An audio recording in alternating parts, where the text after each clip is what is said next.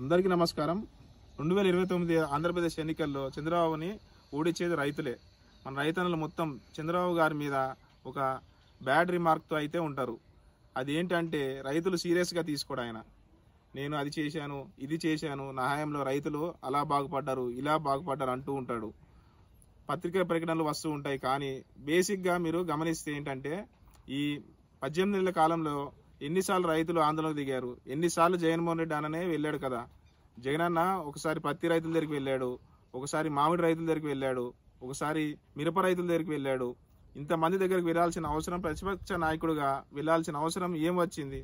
ఆయన ఊరికే హంగామా చేశాడంటారు, షో చేశాడంటారు, మేము ఆల్రెడీ రైతులకి ఆదుకున్నాము అని టీడీపీ వాళ్ళు అంటూ ఉంటారు. ఒక్కసారి మీ నియోజకవర్గాలకు వెళ్ళి ఒకసారి రైతులతో మాట్లాడి చూడండి.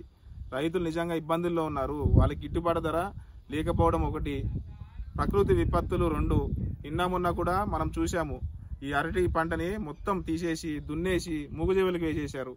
మొత్తం పులివెందల, అనంతపురం జిల్లాల్లో అరటి తీవ్రంగా నష్టపోయింది. మరి మీరు ఏం చేస్తున్నారు? ఒక్కసారైనా రైతులకి న్యాయం జరిగేలా చంద్రబాబు నాయుడు ఆలోచన చేయండి.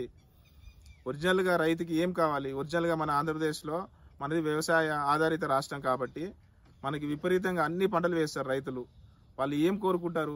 గిట్టుబాటు ధర కావాలయ్యా, మాకు కనీసం మేము 1 లక్ష రూపాయలు పెట్టుబడి పెడితే కనీసం ఆ లక్షకి మీద ఒక 10,000 ఆదాయం వస్తే చాలంటారు. రైతు ఎంత ఇన్నోసెంట్ అంటే, టు బీ ఫ్రాంక్, రైతు కుటుంబం కలిసి పొలంలో పనిచేస్తే వాళ్ళు కూడా మనం పనిచేస్తే మనకి నెల జీతం వచ్చినట్టుగా రైతు కుటుంబం 10 నుంచి 20,000 వస్తే చాలు అని చెప్పి వాళ్ళు అనుకుంటారు. కానీ నెలకి గిట్టుబాటు కావటం లేదు.